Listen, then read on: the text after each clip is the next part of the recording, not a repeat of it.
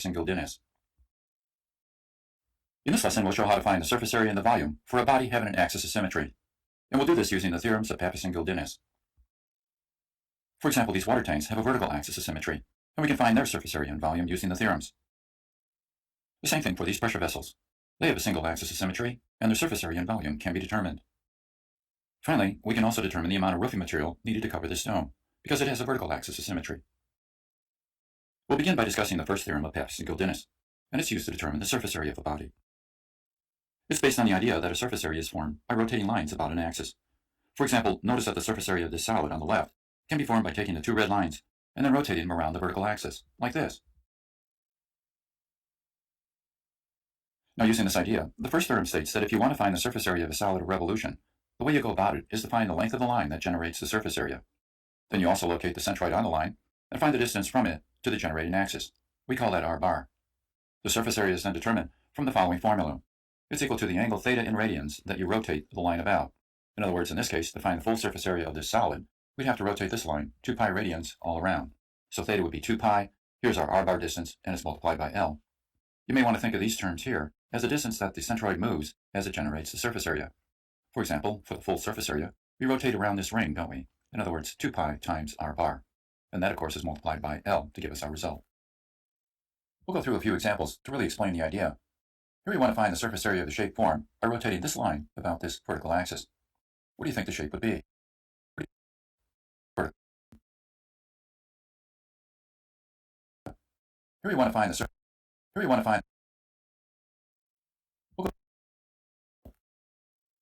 We'll go through a few examples to really explain the idea. Here we want to find the surface area of the shape formed by rotating this line about this vertical axis. What do you think the shape would be? Well, of course, it would be a cylinder, wouldn't it? What we need to do is find the length of the line, L, locate its centroid, and find the distance from the centroid to the generating axis, r bar. And then, of course, we rotate the line a full 2 pi radians around to form our surface. Here's the formula, of course, 2 pi radians times r bar times L, and that forms the surface of our cylinder. All right, now consider this one. Here we have two line segments that we're rotating around this vertical line to create our surface. And of course, what shape will we form? It'll be a cone, won't it? In order to find the surface area, we find the length of each line. We define the location of the centroid of the line, measured from, of course, the generating axis, r bar here, and of course an r bar for this one. And then if we rotate these two lines around the vertical axis to create our cone, here's the formula that's used to find the answer. We have to look at two terms here when we figure it out. Theta here, of course, is 2 pi radians to give us the full surface area of our cone. If we want half the surface area, of course, we'd only use pi radians in here instead. But here we're looking for the full surface area. Finally, let's consider a more practical case, the storage bin. The material that's used to construct it can be determined if we consider the two lines that make up its surface. In order to find the surface area, of course, we have to know the length of each line, define its centroidal location from the generating axis, and of course then we rotate these two lines around the vertical axis to create our surface, and here again is our formula that we have to use to calculate the result. Again, here, theta would equal 2 pi radians to get the entire surface of the structure. We'll do numerical examples to illustrate these concepts in the next lesson, but for now, let's just go on and discuss the second theorem of Pappus and Guldinus, and this one has to do with finding the volume of a body of revolution. It's based on the idea that a volume is formed by rotating an area about an axis. For example, if I want to find the volume of this shape, I would take this area and rotate it around the vertical axis. And doing so, of course, you'll create the volume, like this. So the second theorem states that if you want to find the volume of this body, you have to take this area, locate its centroid, and then find the distance, r bar, from the generating axis to the centroid. Then you rotate the centroid a full circle around to generate the volume. In other words, the volume would equal 2 pi radians times r bar times A. And by the way, these two terms here really express the distance that the centroid rotates through to create our volume. And of course that's 2 pi times r bar, the circumference of the circle. Let's do a few examples to illustrate this idea. Here we want to find the volume that's formed by rotating this area about this vertical axis. Of course, when you do this, you'll create a cylinder, won't you?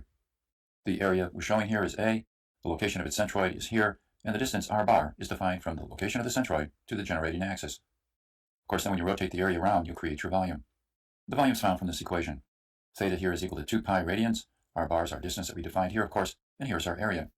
Rotating our area, we create our volume that we want. Let's look at this one. Here we can find the volume of a cone by rotating this triangle about this vertical axis. Define the area, and locate its centroid from the generating axis, r bar. Of course, for a triangle, that's 1/3 of the way over, isn't it, from this side? Then, of course, we rotate our area around the axis, and we'll form our volume of the cone. That volume is equal to 2 pi radians times r bar times A. And here's our volume shape. Finally, as a more practical problem, consider finding the volume contained within this tank. And to do it, we'd have to rotate this area about the vertical axis. But to solve the problem, you'd want to divide the area into 3 composite parts, such as this. And then you'd find the distance from the centroid of each area to the generating axis. And then we'd rotate each area around a full circle. And here's our key equation to solve the problem, where again, theta is 2 pi radians, and r bar and a, of course, are the area and the distance from the centroid of each area to the generating axis. So we'd have to add up 3 terms to get our final result. And in the next lesson, we'll do some numerical examples to illustrate the concepts further. Now we'll end the lesson.